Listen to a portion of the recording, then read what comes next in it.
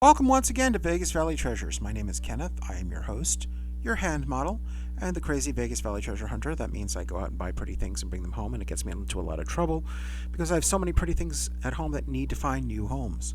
Go figure. We're going to continue on with our little creative spree here. We have the leftover beads from the necklace that we created just yesterday, and we're going to create an accompanying bracelet. I've added in some gold beads as filler. I'm not sure exactly how far we're going to need to go in order to um, get this to fit around someone's wrist, but I wanted to make sure that we had at least enough to get there. We can always modify the pattern as we go if we need to. But right now what we've got is, as before, it's gold, smoky gold. And then what I've done is I've done two of the white beads, two of the gold beads, and repeated uh, so white, gold, white, gold, white, and then back to gold, smoky gold. And we're going to just use that pattern to go forward. I've already set aside my two jump rings to connect to the wire and two larger jump rings for the connectors. The only thing I don't have yet is my length for an extender. We're going to just jump right into this. So gold, smoky gold. When we get halfway through, we'll see how we're doing and decide whether or not we need 4 iterations or 3. I think we're going to need all 4, but I could be wrong. Either way, I want to look at the first set of the pattern, make sure it looks nice relative to what we have, and make sure it looks like a good accompaniment to the necklace we've already restrung. I mean, it should. I mean, the majority of the beads are going to be from the original, but I wanted to see how the gold beads that I've added play with the pattern, whether or not it looks good, whether or not it also looks looks like it's the brother for the necklace or the sister for the necklace, whichever one you want to call it. Okay. I like it. It doesn't look perfectly aligned to the original piece, but it looks like it belongs in the family, which is what I was going for. Cool.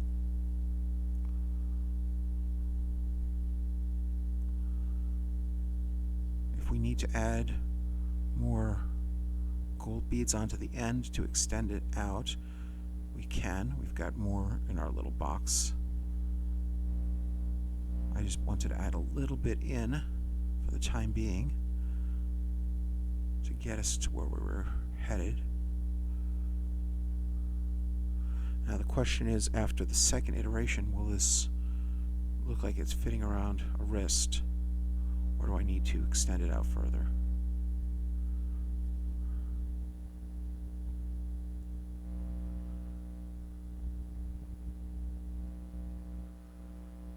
Come on. Let's get there. Oh, there's a little bit of schmutz on this one. There we go. And there's our gold. See, I should have laid out the beads on yesterday's video first. It would have saved a whole bunch of time and iterative counting that we were doing. But hey, we now know what that pattern is, don't we? 6 gold, smoky gold, 2 gold, smoky gold. I don't think I'm ever going to forget that. Oh, okay.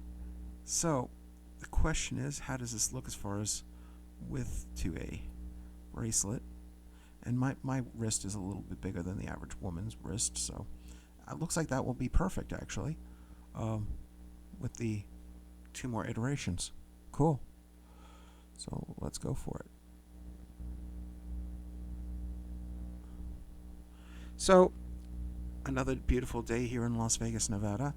I hope that you're having fun with whatever you're up to and that you have got really good plans for Valentine's Day tomorrow. I'm still deciding whether I want to make a video specific to Valentine's Day. Let me know what you think in the comments. Maybe I could find something interesting to throw together. But in the meantime, we're working on this piece. And we should have it done in relatively short order.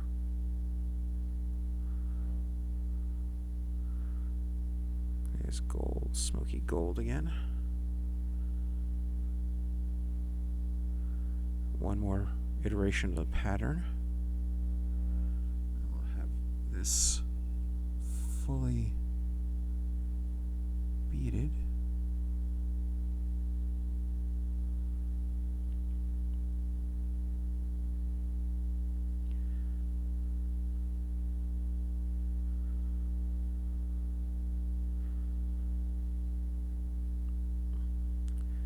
Thing about marrying up pieces, I mean, they don't always have to be exactly the same. If they share a pattern or they share materials, it tends to be a lot cleaner, but it doesn't have to be an exact match. As a matter of fact, it's usually better if it isn't an exact match, in my opinion. I still love my symmetry and all that, but like I'm saying, it doesn't have to be perfect in matching it up, because you want the eye to catch different things on different pieces.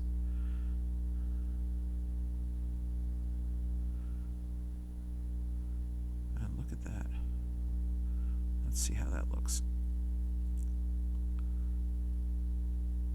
Looks like it's made for my wrist, size-wise, which means it's going to be a little bit big on a woman's wrist, but that's fine. It's going to be a nice wire, and we'll put even an extender on it when we're done.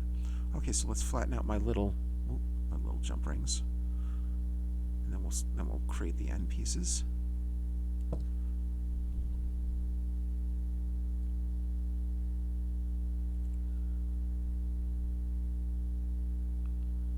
Yeah, it was very quick beading because we already had it mapped out and set aside. Oh, we didn't flatten this out yet.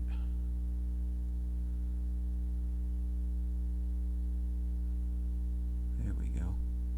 Let's do the same thing for the other one.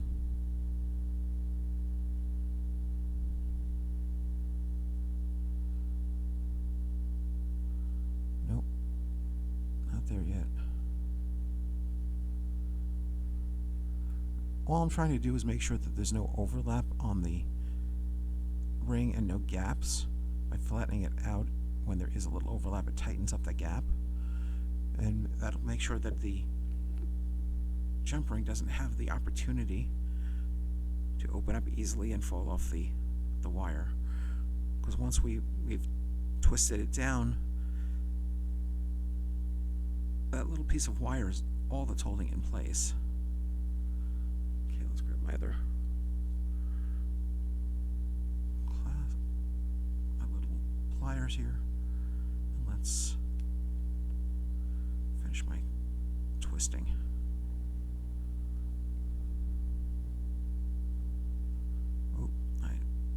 There we go.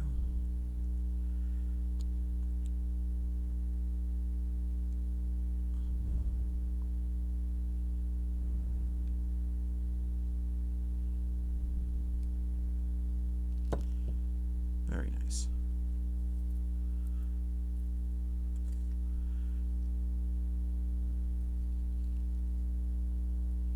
Okay. Let's connect the jump ring and the lobster clasp on that end.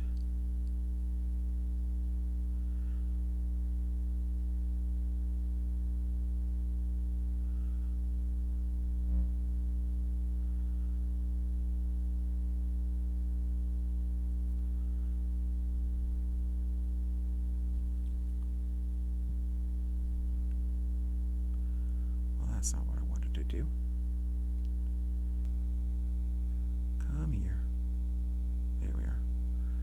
Let's close my jump ring. Make sure it's nice and sealed. No gaps. Okay. That's one side. Now on this side we need a little bit of wire, not a lot, to just create the end piece. That should more than do it right there. Good. We still have enough wire for another project. Look at that.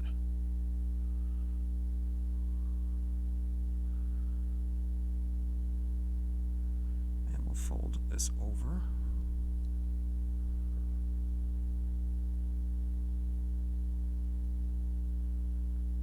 We only enough space to allow the pliers to play and hold the wire so that we can create that twist,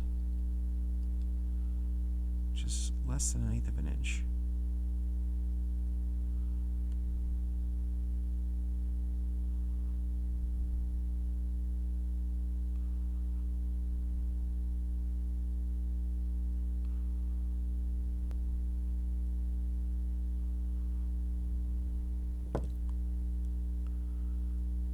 Sweet. I just need to dig through my little jar here and find another piece to use as an extender.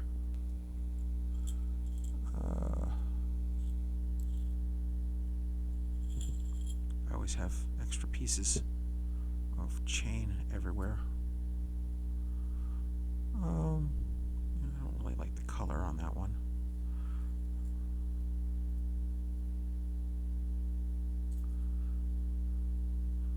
That'll work. I only need about half of that.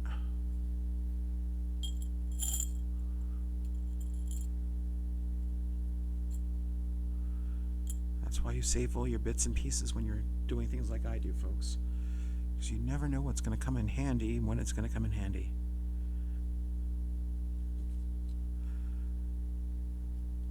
Whether you need to match up a piece to something that you already have, which does happen on occasion when you have this kind of volume of stuff, or you want to just find something close or something to add on to an existing piece. It never hurts to have the scrap pieces that you have lying around be useful.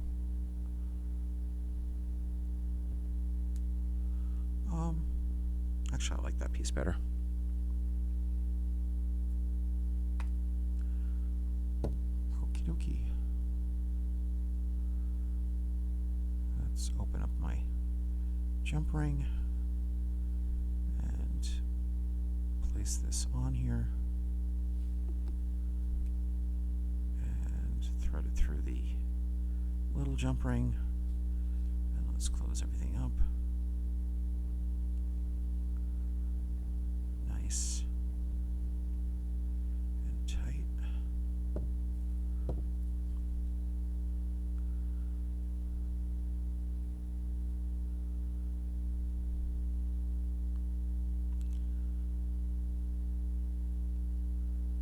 There we are. Completed piece. Let's see how it looks compared to the original, because we still have this on the bust here. It's got a little more gold color, which is what we were expecting, but it definitely looks like a friend, as it were, or relative to the piece. Sister, brother, whatever you want to call it. Actually, let's have some fun with this. I've got a little T-pin here.